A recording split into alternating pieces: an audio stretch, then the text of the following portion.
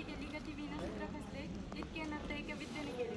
आज 3 जानेवारी सावित्रीबाई फुले यांची जयंती।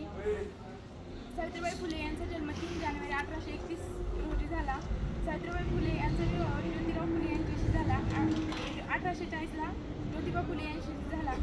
सावित्रीबाईंचा विवाह ज्यावेळी झाला त्यावेळेस सावित्रीबाईंचे वय नव्हते, त्या अशिक्षित होत्या। त्यांना ज्योतिबाराव फुले यांनी शिकवले।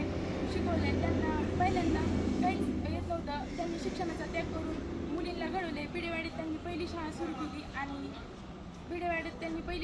शाळा सुरू केली। या सावित्रीबाई फुले यांचा शिक्षणाचा त्याग यामुळे आपण आज पुरुषांच्या खांद्याला खांदा लावून उभा आहोत, नाहीतर आपल्याला चूल आणि मूल याशिवाय काही आलं नसतं।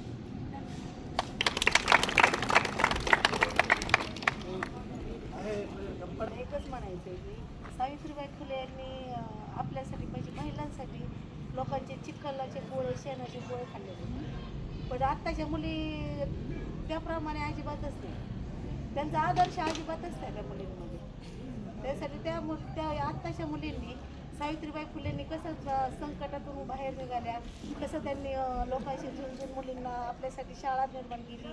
शाळेत मुलींना परवानगी नव्हती, कोणत्याच महिलांना जाण्यासाठी परवानगीच नव्हती, तरी त्यांनी लोकांचे सर्वांचे बोलणे हे करून ऐकून घेऊन त्यांनी शाळा चालू केली। पहिली शाळा पुण्यामध्ये चालू केल्यानंतर मुलींना कुणीच जाऊन देत नव्हते, तरी पण त्यांनी सर्वांना झुंजून त्यांनी शाळा निर्माण करून शाळा चालू करून मुलींना शिकवलं। तसंच त्यांचा आदर्श घेऊन आत्ता ह्या मुलींनी राहावं हेच माझी इच्छा आहे।